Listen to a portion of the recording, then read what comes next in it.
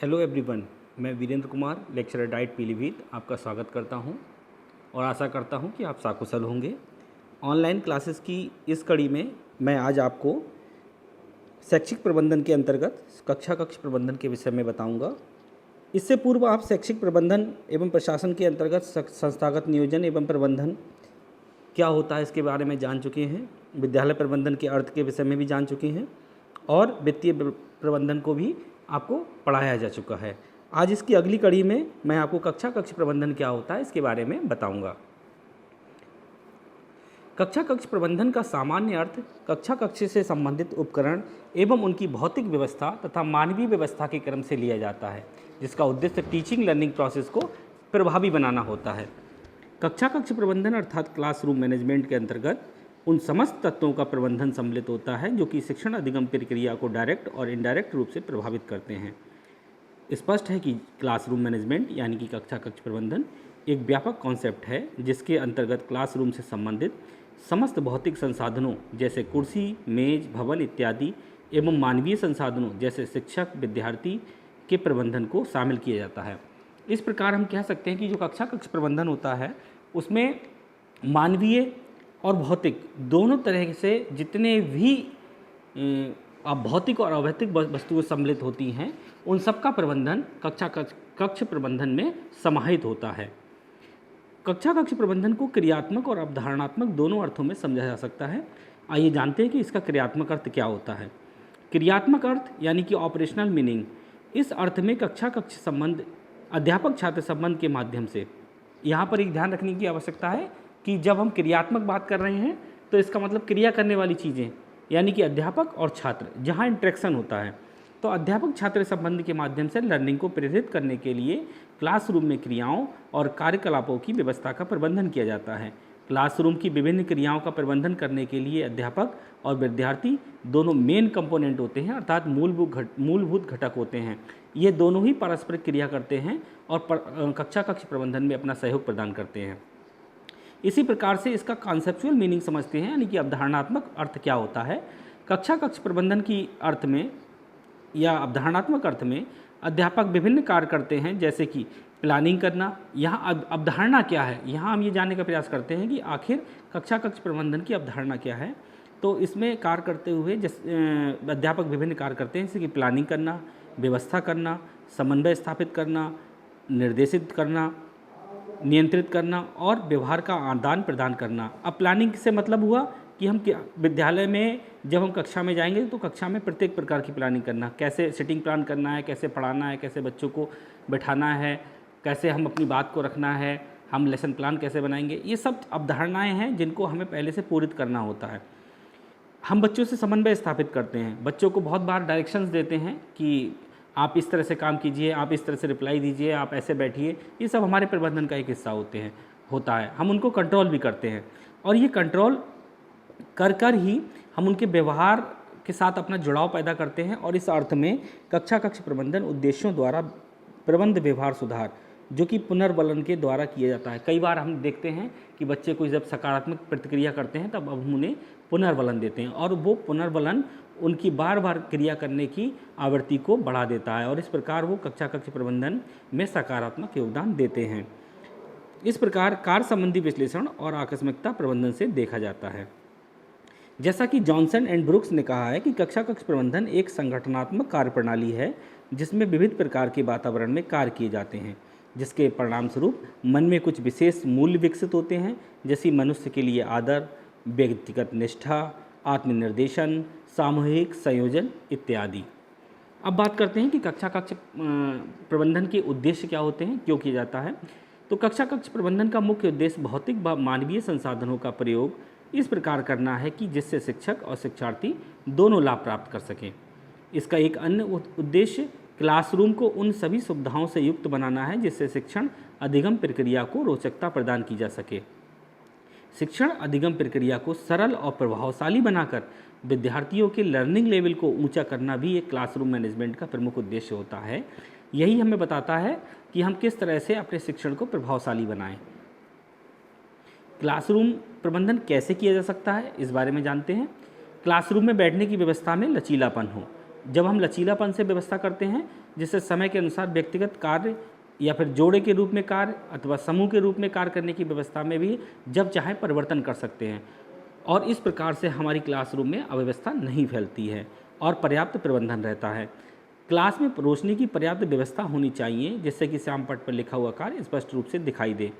हम जब भी क्लासरूम में जाएंगे तो ये ध्यान रखेंगे कि हमारे क्लासरूम में जो ब्लैक बोर्ड है उस पर रोशनी की पर्याप्त व्यवस्था हो। रोशनी की पर्याप्त व्यवस्था होने पर कक्षा के अंतिम बच्चे को भी, जो कि पीछे बैठा हुआ है, उसको भी ब्लैक बोर्ड पर लिखी हुई प्रत्येक बात स्पष्ट दिखाई देगी और वह अव्यवस्था नहीं फैलाएगा। यदि ये उसको कोई भी हमारे द्वारा लिखा हुआ स्टेटमेंट जो स्पष्ट दिखाई नहीं देगा, तो हो सकता है कि वो बार बार अपनी कक्षा में उठे अथवा उठकर आगे आए, तो ऐसी स्थिति में अन्य बच्चों के साथ में डिस्टर्बेंस होता है और प्रबंधन बिगड़ जाता है। कक्ष की दीवारों का रंग हल्का हो। अत्यधिक गाढ़ा रंग आंखों को चुभता है और हम समस्या पैदा करता है, इसीलिए कक्ष की दीवारों का रंग हल्का होना चाहिए। सामने की दीवार पर श्यामपट उपयुक्त ऊंचाई पर होना चाहिए। श्यामपट की ऊंचाई उपयुक्त रखनी आवश्यक है। यदि ये अधिक ऊंचा अथवा अधिक नीचा होगा तब दोनों स्थिति में हमें देखने में समस्या पैदा होगी। अधिक ऊंचा होने की स्थिति में गर्दन को ज़्यादा देर तक ऊपर रखने पर उसमें दर्द और अन्य शारीरिक समस्या पैदा हो सकती हैं। इसी प्रकार ब्लैक बोर्ड को नीचे रखने पर पीछे के बच्चों को देखने में समस्या पैदा होती है। कक्षा में शिक्षण अधिगम सामग्री इस प्रकार रखी जाए कि बच्चे उसको आसानी से देख सकें और प्रयोग कर सकें। शिक्षण अधिगम सामग्री का प्रयोग शिक्षण अधिगम को सरल और प्रभावकारी बनाने के लिए किया जाता है। यदि बच्चे उसको आसानी से नहीं देख पाएंगे, नहीं प्रयोग कर पाएंगे, तब शिक्षण अधिगम सरल और प्रभावी नहीं होगा और इस स्थिति में कक्ष में अनावश्यक क्रियाएं प्रतिक्रियाएं होंगी और प्रबंधन बिगड़ने का डर रहेगा, प्रबंधन बिगड़ भी सकता है। इसलिए हम कोशिश करेंगे कि जो भी हमारा TLM है वो बच्चे को उसकी इस तरह से रखा हो कि बच्चे उसको आसानी से देख सकें और उसका जब भी आवश्यकता हो उसका प्रयोग कर सकें। कक्षा का परिवेश स्वच्छ एवं अधिगम हेतु सुविधाजनक हो। ये अत्यंत महत्वपूर्ण है कि कक्ष में किसी भी प्रकार की अस्वच्छता नहीं होनी चाहिए, क्योंकि अस्वच्छता शारीरिक और मानसिक दोनों तरह से मनुष्य के लिए हानिकारक होती है और इस प्रकार की परिस्थितियाँ हों जिससे कि अधिगम वहाँ पर प्रभावशाली बना रहे। कक्ष में प्रत्येक छात्र को शिक्षण अधिगम प्रक्रिया में सहभागिता का अधिकार समान रूप से दिया जाना चाहिए। इस बिंदु का अर्थ ये है कि हम कक्ष में बैठे प्रत्येक विद्यार्थी को जो शिक्षण अधिगम प्रक्रिया है उसमें प्रत्येक समान रूप से सहभागिता का अवसर दें। ऐसा ना हो कि हम लगातार प्रश्नों की जो पुनरावृत्ति है या प्रश्न जो बार बार पूछ रहे हैं वो आगे के बच्चों से ही पूछते रहें या पीछे के बच्चों से ही पूछते रहें। हमें कोई भी प्रतिक्रिया लेनी अथवा देनी है तो उसमें हमें सभी बच्चों को एक साथ समझना होगा और जब हम एक साथ समझेंगे तो सभी बच्चे हमारे द्वारा पढ़ाई गई जो भी कंटेंट है उस पर ज़्यादा अटेंशन रहेंगे, ज़्यादा ध्यान देंगे और इस प्रकार जब वो ज़्यादा अटेंशन होंगे तो कक्ष में अव्यवस्था नहीं फैलाएंगे। छात्रों द्वारा किए गए कार्यों के लिए पर्याप्त स्थान निर्धारित होना चाहिए। इस प्रकार की प्रतिक्रिया में बच्चे अपने आप को व्यस्त रखते हैं और वो लगातार उनमें प्रतिस्पर्धा की भावना पैदा होती है। उस प्रतिस्पर्धा में वह अपने जो कार्य हैं, जो विषय से संबंधित कार्य हैं अथवा विद्यालय कक्षा से संबंधित जितने भी कार्य हैं और उसमें अपना जो है बहुमूल्य योगदान प्रदान करते हैं और इस प्रकार के योगदान से प्रबंधन बना रहता है। कक्ष प्रबंधन के सिद्धांत क्या हैं? कक्ष प्रबंधन के दो तरीके के सिद्धांत होते हैं, एक सामान्य सिद्धांत और एक विशिष्ट सिद्धांत। कक्ष प्रबंधन के सामान्य सिद्धांत को कैसे जानेंगे, आइए समझते हैं। ये सिद्धांत उन समस्याओं से निपटने के लिए आवश्यक सबलता प्रदान करता है अध्यापक को, जिनके लिए विशेष ध्यान दिए जाने की आवश्यकता है। उन सिद्धांतों को योजनाबद्ध ढंग से सीखा और उनका प्रयोग किया जा सकता है। ये सिद्धांत निम्नलिखित पूर्व धारणाओं के रूप में है। जैसे इस सिद्धांत के अंतर्गत मुख्य बिंदु हैं, जो सामान्य सिद्धांत हैं उनमें मुख्य बिंदु कौन कौन से हैं देखते हैं। आत्मनियंत्रण। अध्यापक का लक्ष्य केवल आत्मनियंत्रण, बाहरी आत्मनियंत्रण ही नहीं होना चाहिए बल्कि आंतरिक आत्मनियंत्रण भी होना चाहिए। यानी कि हम केवल बच्चे को ऊपर से ही कंट्रोल कर रहे हैं, वो जानबूझ के बैठा हुआ है वहाँ पर, कुछ पढ़ नहीं रहा है, कुछ ध्यान नहीं दे रहा है, तो इस स्थिति में क्या होगा, वो कुछ ना कुछ ऐसी हरकतें करता रहेगा जिससे अड़ोस पड़ोस के विद्यार्थी को डिस्टर्ब करेगा। इसलिए हम विद्यार्थी को इस तरह का नियंत्रण सिखाएंगे, इस तरह की नियंत्रण की भावना पैदा करेंगे कि वो बाह्य नियंत्रण ही ना हो बल्कि आत्म नियंत्रण हो और संकेंद्रित हो जाए अध्ययन कार्य के लिए। समझ और स्वीकृति। जब विद्यार्थी क्लासरूम के नियमों को समझते हैं और उन्हें स्वीकार करते हैं तो उनके द्वारा ही नियमों के पालन किए जाने की संभावना रहती है। अपनी रुचि और रुझानों और योग्यताओं के अनुसार अर्थपूर्ण कार्य में लगे हुए विद्यार्थियों को अनुशासन संबंधी समस्याएं कम होती हैं। ये क्लास मॉनिटर का जो कॉन्सेप्ट है वो इससे बहुत ज़्यादा मेल खाता है। हम इसीलिए बनाते हैं और लोकतांत्रिक व्यवस्था में जहाँ पर मंत्रिपरिषद का गठन किया जाता है कई विद्यालयों में, तो मंत्रिपरिषद के गठन अथवा क्लासरूम मॉनिटर के बनाने के पीछे यही उद्देश्य है कि जब विद्यार्थी विद्यार्थियों के लिए काम करें और उनमें विद्यार्थियों में क्लासरूम से संबंधित समझ विकसित हो। जब वह समझ विकसित होती है तो बच्चे उस क्लासरूम में बनाए गए नियमों को खुद के द्वारा बनाए गए नियम के रूप में लेते हैं और ऐसे नियमों का वो पूरी तरीके से पालन करते हैं। उत्पादक कार्य। मैनेजमेंट के द्वारा केवल नियंत्रण पर बल ना दिया जाए। ऐसा नहीं है कि बच्चे को हम कंट्रोल कर रहे हैं, ओवर कंट्रोल कर रहे हैं और वो क्लासरूम में बैठा हुआ है। हम उसको इस तरह के कार्यों में लगाएंगे कि प्रोडक्टिविटी बाहर आए निकल कर, और वो प्रोडक्टिविटी बच्चे को मानसिक रूप से परिपक्व बनाएगी और उसकी सृजनात्मक क्षमता का विकास करेगी। तो जब वो सृजनात्मक कार्य करेंगे तो सृजनात्मक कार्य सकारात्मक रूप से होंगे और ये सकारात्मक रूप से किए गए सृजनात्मक कार्य कक्षा कक्ष प्रबंधन में अपना योगदान देंगे। कक्षा कक्ष प्रबंधन के विशिष्ट सिद्धांत क्या हैं, आइए इस बारे में बात करते हैं। कक्षा कक्ष प्रबंधन के विशिष्ट सिद्धांतों को हम निम्नलिखित बिंदुओं में समझा सकते हैं, निम्नलिखित बिंदुओं के रूप में बात कर सकते हैं। जैसे कि नियोजन। नियोजन मीन्स प्लानिंग। प्लानिंग किस तरह से कर रहे हैं हम? सबसे पहले ये जानना जरूरी है कि क्लास में हम जा रहे हैं तो उस क्लास में प्रत्येक, चाहे हम पढ़ा रहे हैं, चाहे बच्चों के बैठने की व्यवस्था है, चाहे हमारी क्रिया प्रतिक्रिया लेने देने की व्यवस्था है, प्रत्येक प्रकार की व्यवस्थाओं में एक विशेष तरीके से प्लानिंग करना जरूरी है। और ये प्लानिंग स्वतंत्र क्रिया तथा संगठित पाठों का नियोजन होना चाहिए। जिम्मेदारी। छात्रों को स्वतंत्र रूप से जिम्मेदारी दिए जाना आवश्यक है। जब बच्चों को स्वतंत्र रूप से जिम्मेदारी दी जाती है तो वो उनका निर्वहन स्वयं की जिम्मेदारी समझकर करते हैं, ना कि थोपी हुई बात। स्पष्ट नियम। कक्षा में जब भी आवश्यकता हो हमें प्रत्येक बात को, प्रत्येक कथन को, कथ्य को स्पष्ट रूप से बताना चाहिए। क्लासरूम में निर्धारित प्रत्येक नियम को सभी छात्रों के ऊपर समान रूप से लागू करना चाहिए और ये नियम स्पष्ट होने चाहिए। स्पष्ट नियम जब भी स्पष्ट नियम होंगे तो वो सभी को समान रूप से समझ में आएंगे और समान रूप से सभी लोग उसका पालन करेंगे। अस्पष्ट नियम होंगे तब कुछ उसका पालन करेंगे और कुछ लोग उसका जो है पालन नहीं करेंगे और ऐसी स्थिति में आपसी तनाव पैदा होगा और कक्षा कक्ष प्रबंधन की हानि होगी। पुरस्कार ये निश्चित करने के लिए कि छात्रों को की जानकारी क्या है, उन्हें क्या करना चाहिए और उनको मॉडिफिकेशन, उनको बीच बीच में किस तरह से करते रहना चाहिए, उनको मोटिवेशन किस तरह से देना है।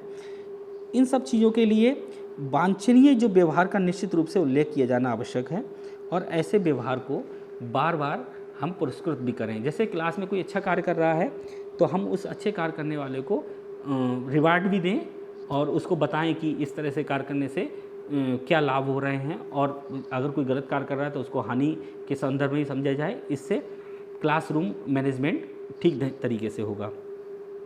हम अच्छा वातावरण का सृजन करें। अच्छा वातावरण का सृजन करने पर क्लासरूम प्रबंधन अच्छा होगा और न्यूनतम बाधाएं होनी चाहिए। न्यूनतम बाधा से आशय है कि जो शिक्षक और छात्र के या शिक्षक और विद्यार्थी के बीच में जो अध्ययन अध्यापन का कार्य हो रहा है उसमें बाधा नहीं होनी चाहिए। जब भी बाधा पैदा होती है तब शिक्षक के द्वारा समझाई गई किसी भी बात को विद्यार्थी ठीक तरीके से नहीं समझ पाते, और जब किसी बात को ठीक तरीके से नहीं समझ पाते हैं तब उनमें उस बात के प्रति समझ पैदा नहीं होती, और जब समझ पैदा नहीं होती है तब वो कहीं ना कहीं क्लासरूम के जो प्रबंधन है उसको बाधित करते हैं। अब हम ये जानते हैं कि कक्षा कक्ष प्रबंधन में आने वाली समस्याएं कौन कौन सी हैं। जैसे कि अभी हमने बताया कि बहुत सारी चीज़ें हैं जो नियोजित करने के लिए आवश्यक होती हैं, जैसे अपर्याप्त प्रकाश और वायु संचार की व्यवस्था। अपर्याप्त प्रकाश होगा और वायु ठीक तरीके से वेंटिलेशन नहीं होगा तो क्लासरूम में बैठने वालों के लिए सफोकेशन और ब्लैक बोर्ड पर देखने की भी समस्या होगी और ये प्रबंधन को बाधित करेगी, उसको इसके दुष्परिणाम सामने आएंगे। अपर्याप्त फर्नीचर और बैठने की व्यवस्था। क्लासरूम में बैठने की पर्याप्त व्यवस्था होनी चाहिए। प्रत्येक छात्र के लिए अलग अलग अब कुर्सी मेज या अलग अलग जो है कुर्सी सह मेज की व्यवस्था होनी चाहिए, जिससे कि वह अध्ययन करते समय अन्य किसी को डिस्टर्ब ना करें। कक्षा में अत्यधिक विद्यार्थियों का होना, कई बार ये देखा गया है कि शिक्षक छात्र अनुपात के आधार पर छात्राओं की संख्या कक्षा में अधिक होती है, और ऐसी स्थिति में उनको संतुलित रूप से किसी भी बात को नहीं समझा सकते हैं, और ये असंतुलन जो है वो प्रबंधन में नुकसान पैदा करता है, प्रबंधन नहीं करने देता है और प्रबंधन अव्यवस्थित हो जाता है।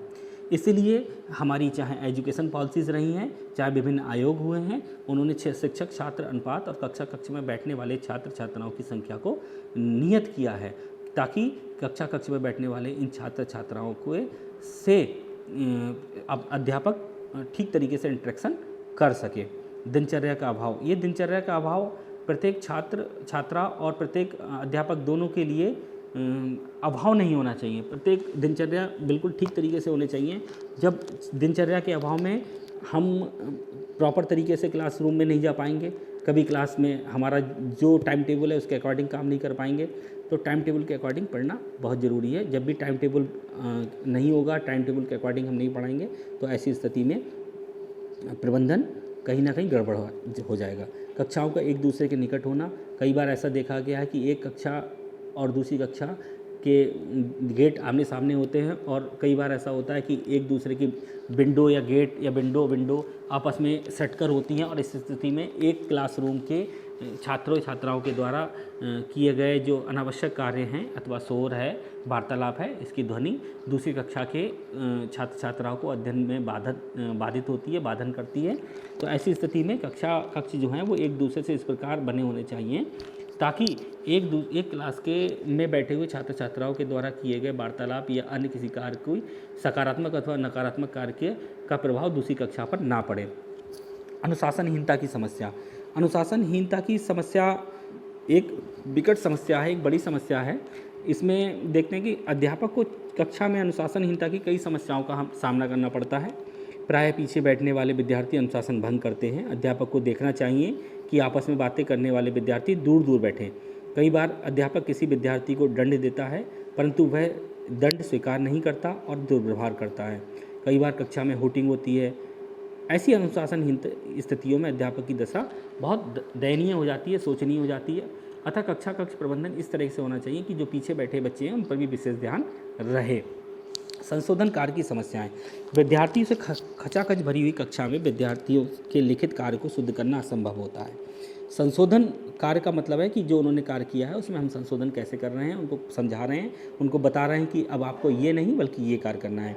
संशोधन कार्य की उपेक्षा करने से विद्यार्थियों की प्रगति निम्न स्तर की रहती है। इसका उपचार ये है कि विद्यार्थी एक दूसरे के साथ अपनी कॉपियाँ बदल लें और अध्यापक ब्लैक बोर्ड पर ठीक से उत्तर लिख दें। ये ठीक उत्तर को देखकर विद्यार्थी एक दूसरे की कॉपी को चेक कर लें। और एक अन्य समस्या जो पैदा होती है जिससे कि कक्षा प्रबंधन बाधित होता है, कक्षा प्रबंधन गड़बड़ हो जाता है, वो है अनुपस्थिति की समस्या। फिर वह चाहे छात्र अनुपस्थिति हो या अध्यापक अनुपस्थिति हो। विद्यार्थी और अध्यापक यदि दोनों नियमित रूप से कक्षा में नहीं आएंगे तो ऐसी स्थिति में शिक्षण अधिगम की प्रक्रिया सुचारू रूप से नहीं चल पाएगी। अध्यापक यदि अपने समय से कक्षा में अनुपस्थित हो जाता है तो विषय के शिक्षण में बाधा पड़ जाती है। विद्यार्थियों का ध्यान और उस विषय से उचट जाता है। इससे केवल कक्षा का कार्य ही प्रभावित नहीं होता बल्कि समूचे स्कूल का कार्यक्रम भी प्रभावित होता है। इससे विद्यार्थियों में शोर, गड़बड़ाहट और अनुशासनहीनता बढ़ती जाती है। अध्यापक की अनुपस्थिति से जागरूक विद्यार्थी हताश होते हैं। स्वयं गंभीर अध्यापक भी अपनी अनुपस्थिति से बेचैन हो जाते हैं। यद्यपि ये अनुपस्थिति कई बार अनिवार्य भी होती है, लेकिन इससे क्या है कि उसकी जो शिक्षण योजना है और उसका जो कार्यक्रम जो बनाया गया होता है कि हमको किस दिन क्या पढ़ाना है और किस दिन किस कक्षा में क्या हमको बच्चों को, विद्यार्थी को अध्यापन कार्य में देना है, वो उसमें बाधा पड़ती है। अध्यापक की अनुपस्थिति के लिए एकमात्र समाधान यही है कि यथासंभव अनुपस्थिति को टाला जाए और यदि आवश्यक हो तो कुछ इस तरह की व्यवस्था की जाए कि किसी अन्य उत्तरदायी अध्यापक को उसका उत्तरदायित्व सौंप दिया जाए। लंबे समय तक अगर विद्यार्थियों के सम्मुख से वो अनुपस्थित रहता है तो विद्यार्थियों का कार्य अपेक्षित ढंग से नहीं रहता है। इसी प्रकार से किसी भी विद्यार्थी की अनुपस्थिति उसकी दिन प्रतिदिन की प्रगति को प्रभावित करती है। वह पढ़ाई में पिछड़ जाता है। कई दिनों की लगातार अनुपस्थिति के कारण विद्यार्थी की पढ़ाई में रुचि कम हो जाती है।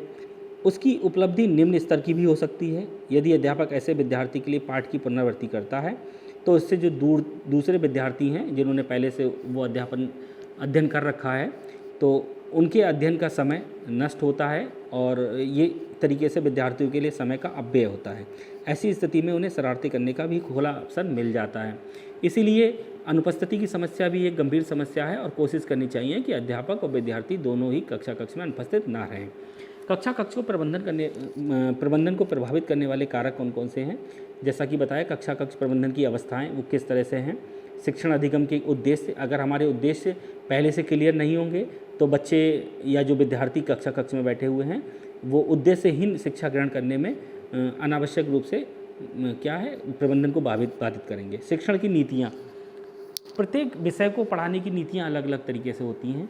विज्ञान को साहित्य की तरह से नहीं पढ़ाया जा सकता, साहित्य को विज्ञान की तरह से नहीं पढ़ाया जा सकता।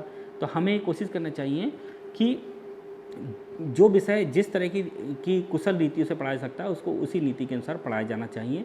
हमारे शिक्षण में नवीन तकनीकी का प्रयोग करते हुए रुचिपूर्ण ढंग से अध्यापन कार्य देना चाहिए, जिससे कि विद्यार्थी रुचिपूर्ण ढंग से उसका अध्ययन कर सकें, उसको सीख सकें।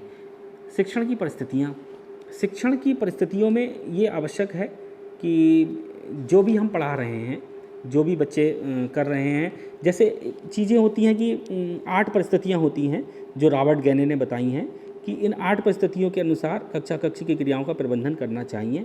इनमें से कोई भी अधिगम परिस्थिति या संरचना उत्पन्न करने के लिए कक्षा कक्ष की क्रियाओं का प्रबंधन किया जाता है। शिक्षण को अधिगम से संबंधित करना तथा कक्षा कक्ष प्रबंधन का एक मुख्य उद्देश्य होता है। शिक्षण की व्यवस्था, सतत प्रक्रिया के रूप में शिक्षण की व्यवस्था स्मृति लेवल से विचारशील लेवल तक 3 स्तरों तक होती है, यानी कि स्मृति, बोध और चिंतन। बोध स्तर के लिए स्मृति का स्तर का शिक्षण आवश्यक है और ये विचारहीन शिक्षण से लेकर सर्वाधिक महत्वपूर्ण, सर्वाधिक विचारपूर्ण शिक्षण तक सतत प्रक्रिया होती है, यानी कि स्मृति, फिर बोध और फिर चिंतन। शिक्षण की व्यवस्था कक्षा कक्ष प्रबंधन के 3 रूपों में ही पाई जाती है। ये 3 रूप कौन कौन से? स्मृति, बोध और चिंतन। इसके अतिरिक्त अभी हमने जो शिक्षण की रीतियों की बात की थी, शिक्षण की नीतियाँ जो हैं किस तरह की होना चाहिए, तो हम यहाँ जानेंगे कि जिस तरह की प्रमुख नीतियाँ हैं, जैसे कि आप बच्चों को एक दूसरे अनुबंधित कर रहे हैं, प्रशिक्षण कर रहे हैं, उनको किस तरह से प्रशिक्षण दे रहे हैं, अनुदेशन किस तरह से कर रहे हैं और उसका फिर प्रतिपादन किस तरह से कर रहे हैं। तो ये भी आवश्यक है कि हमारी नीतियाँ बच्चों के अनुसार ही हों और बच्चों को विषय के अनुसार ही पढ़ाया जाना चाहिए। कक्षा कक्ष प्रबंधन की नीतियाँ, कक्षा कक्ष प्रबंधन में निम्नलिखित नीतियों का प्रयोग किया जाता है और जिससे कि अध्यापक बहुत सारी समस्याओं से मुक्त रहता है। जैसे अध्यापक का व्यवहार सकारात्मक होना चाहिए। अध्यापक और छात्र, अध्यापक और विद्यार्थी सभी की सक्रिय सहभागिता होनी चाहिए। विद्यार्थियों में प्रतिस्पर्धा की भावना रहनी चाहिए। विद्यार्थियों की सहभागिता बहुत आवश्यक है। विद्यालय प्रबंध में विद्यार्थियों का प्रतिनिधित्व होना बहुत ज़रूरी है। इसीलिए विभिन्न विद्यालयों में इलेक्शन करवाए जाते हैं और विभिन्न विद्यालयों में लोकतांत्रिक व्यवस्था के अंतर्गत मंत्रिपरिषद का भी चयन किया जाता है। स्वस्थ परंपराओं का प्रयोग भी बहुत आवश्यक है। इसलिए ज़रूरी है कि ये देखा जाना कि विद्यालयों में किसी भी तरीके की अस्वस्थ परंपराएं पैदा ना हो।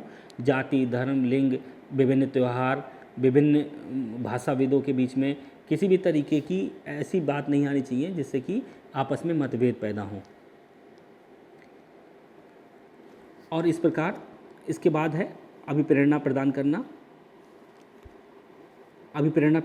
और अभिप्रेरणा किस तरह से प्रदान की जा सकती है, जैसा कि अभी हमने कुछ देर पहले चर्चा की थी कि पुरस्कार एवं दंड का प्रयोग करके परिणामों अथवा प्रगति का ज्ञान, उसका रिजल्ट उसको बताया जा सकता है। बीच बीच में उसके रिजल्ट को बताया जा सकता है कि उसने किस तरह का कार्य किया और उसकी अचीवमेंट कैसी है, और वो अपनी अचीवमेंट से क्या होता है, सेल्फ मोटिवेटेड होता है।